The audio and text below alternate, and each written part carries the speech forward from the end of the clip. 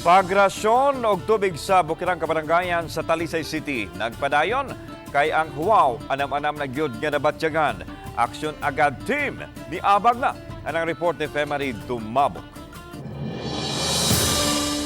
Matag adlaw sud lang ning simanaha padung sa bukirang mga barangay sa Talisay City, dala ni ining mga sakop sa aksyon agad team kining duha ka dagkong container. Musulod og 1,000 liters nga tubig ang matag container aron maoy ipundo sa mga drum nga kuhaan sa irasyon sa mga naglinya nga mga residente.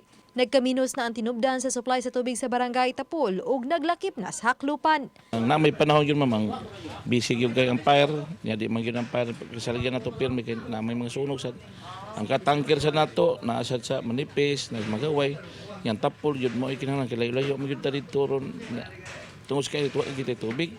Samtang matod ni Alvin Santillana ang pangulo sa City Disaster Team, nga gikuha una ang water bladder o gilisan og napo ka baril alang sa barangay Tapul. Ang amo tong ipull-out ang bladder kay we will test it here sa amo ang opisina and then we will replace it with drums no kay that area is really in need of water storage no. So butangan na mo dito storage nga mga baril and then sudlan na mong tubig para dito na lang magtimba ang mga atong constituente kay aron dili ba usik ang oras nga maghuwat ang atong water tanker. Kaduha o katulo matag semana usab ang pagrasyon gamit ang water tanker sa LGU. Apan gipanigurong dili magkaapiki kun adunay sunog dugang ni Santillana.